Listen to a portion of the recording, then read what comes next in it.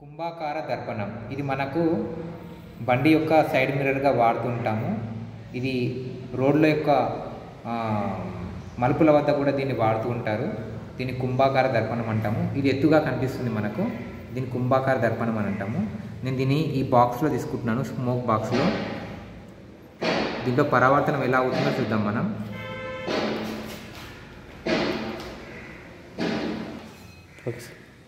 ఇప్పుడు మనం దీనిపై 2 లేజర్ లైట్లను ఉపయోగించి మనం కాంతి కిరణాలు ఏ విధంగా అవుతున్నాయో చూద్దాం ఒకసారి.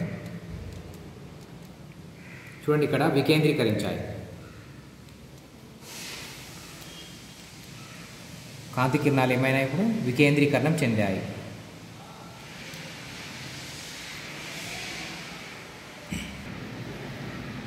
ఇప్పుడు మనం ఇంతకుముందు పుటాకార దర్పణాన్ని చూసాం కదా.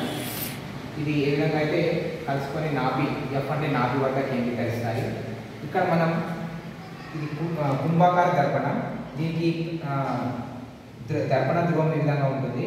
దీని నుంచి పోయే రేఖను ప్రధానాక్షం అంటాము. ఇది ప్రధానాక్షం, ఇది కూడా ప్రధానాక్షం.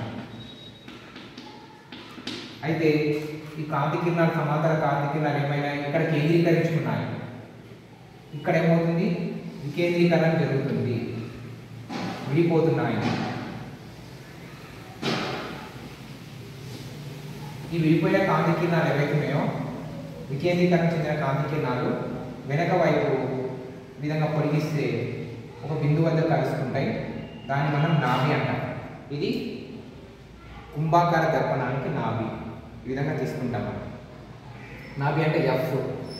ఈ నాభికి దర్పణ ధ్రువానికి మధ్య దూరాన్ని ఏమంటామంటే ఎఫ్, నాభ్యాంతరం అంటాం. నాభ్యాంతరం.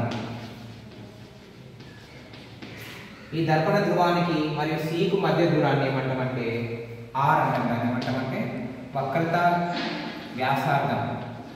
వక్రత వ్యాసార్థం. ఓకే.